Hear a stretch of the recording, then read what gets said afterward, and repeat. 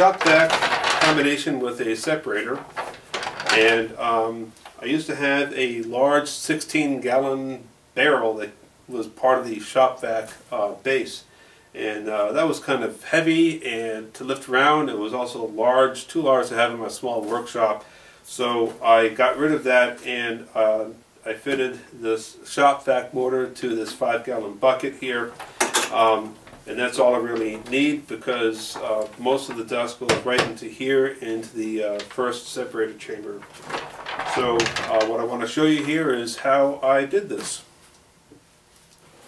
Okay, so this here is has been my setup for my combination setup for my shop vac and my little dust deputy cyclone dust separator. It works really well. I hardly get any dust in here at all, and all of it goes into the smaller container. The thing I like about this particular shop vac is that this top part can come off, and this air blower acts as a leaf blower, essentially. The dust separator bucket is dovetailed into place down here, here at the base of the shop vac. So I can take it out and remove this and separate it, clean it out as I need to. I began this reconfiguration for the shop vac by tracing the outline of a 5-gallon bucket onto a piece of plywood, and this eventually became part of the new lid. A 5-quart ice cream bucket just happens to be the right size for the new shop vac housing. It's a good thing I like ice cream. I cut a pair of rings out of plywood, and together these make up the lid for the shop vac housing. One fits securely inside the brim of the bucket, and the other just over. After being caulked and screwed together, it makes for a sturdy lid. I'm still going to need the filter from the old shop vac, so here I'm using a roll of tape as a spacer to mark a consistent cut line for removing the filter housing from the old shop vac. And this old shop vac was a wet-dry shop vac, and I'm not going to use the new configuration as a wet vac, so I don't need the float anymore. With the float removed, I can make this hole larger and potentially improving the airflow of the shop vac. The filter housing will mount to the underside of this bucket, so I will need a hole there for the airflow.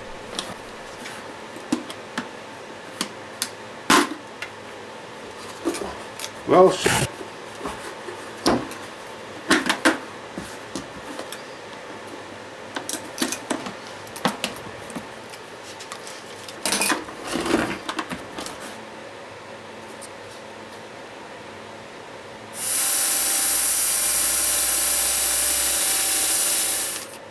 here I'm cutting a piece of scrap rubber to make a gasket.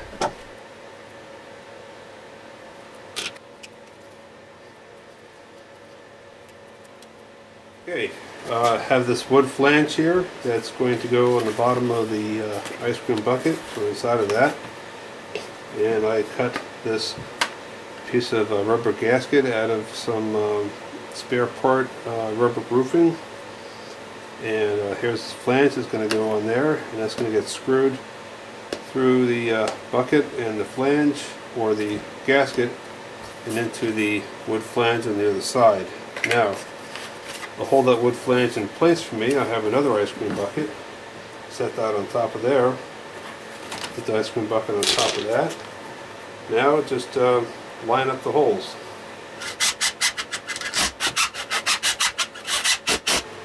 I pre-drilled holes in the top edge of the bucket, applied a healthy amount of caulking to the inside edge of the opening to the lid, and together this makes a good seal for the motor and filter housing in the reconfigured shop vac.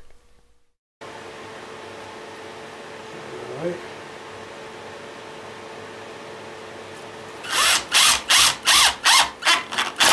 Okay, so now with this filter housing back in place under the flange.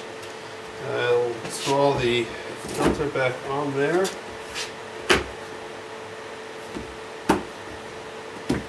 And now this fits inside the bucket like so. I used a 2-inch PVC straight connect for the intake, and this will eventually connect the shop vac to the cyclone dust bin. To mount that PVC straight connect in place, I fabricated a flange out of plywood and I shaped it to fit inside the bucket. To match the curvature of the bucket, I used one of the cutoffs from the lid and traced that profile onto the edge of the plywood flange. Then I cut that on the bandsaw and sanded it on a belt sander. And after that, it was just a matter of screwing the PVC to the flange, applying a healthy amount of caulking to that, and attaching it to the bucket. Okay, so here you have it. It is the new shop vac configuration completed. As you see here, I've got a smaller drum now than I had before. I had the big 16-gallon drum for the shop vac base, and now the shop vac motor sits on top of this 5-gallon drum. And over here I have the separator drum here. It's a little taller than the one I had before, so a little more capacity. I fitted it with a 2-inch PVC pipe that runs up here into the separator. I used a blowtorch to heat up the area here and kind of form the angle just right to get it to meet up there okay. This fitting down here already had left over from a plumbing project from a few years ago, so the only things I really bought were, at least right now, was this 90-degree elbow here, 2-inch stretch of PVC pipe, and this 180-degree angle connection here. The shop vac motor sits on top of this base here, held in place by a bungee cord, and that sits down in there like so. Have this. This is called camper mounting tape that's used typically for mounting like the cabin things on top of pickup trucks to seal the edge around it. I use it for this and also for making vacuum chambers for the cactus juice resin I use. The filter housing comes out like so. There's a plastic shield here, which is just the lid to off of a 5-quart ice cream bucket that I taped in place here. That's just to keep any heavy debris that might make it through the separator pipe here from just damaging and clogging up the filter there at that point. The housing inside this tub here is just another ice cream tub that works out really well. All I have to do is make sure I keep this shield here pointed towards the inlet there. Now, then to put this back on, it just sits on there like so, and connect the bungee cord, wherever it seems to fit best, and that works well there.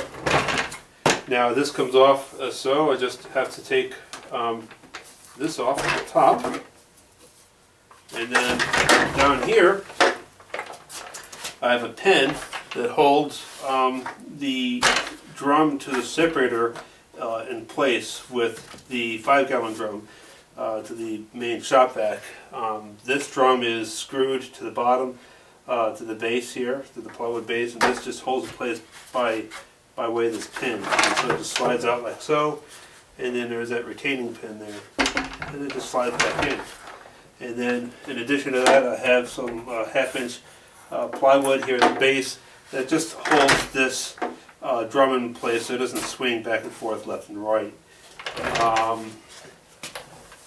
You may have noticed that before I had blue tape on the top of this separator. That was because some time ago, I don't know how, but I had developed a crack here in the edge of the separator, And rather than going out and buying another separator, which I'm sure Oneida would have been happy for me to do, I just taped it up with some blue tape at the time. In addition, this whole lid here actually came off, and so I just had it taped on. So what I did this time is I took all the blue tape off, cleaned it up, and I fixed it back in place using some aluminum tape. And then this lid goes back on, like so. And if you're wondering, well, how much footprint did I really save in the workshop? This is how much footprint I saved. Big, huge, like Nike looking symbol or something, I don't know. Anyway, it came off the base of the shop vac separator down here.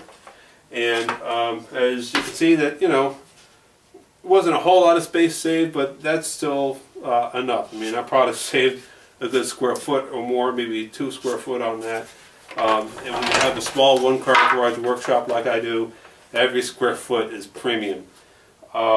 So anyway, there it is in a nutshell. I can tell you I'm very happy with it. It works very well. The separator still works very well. And I can tell you that this shop vac separator combination really sucks.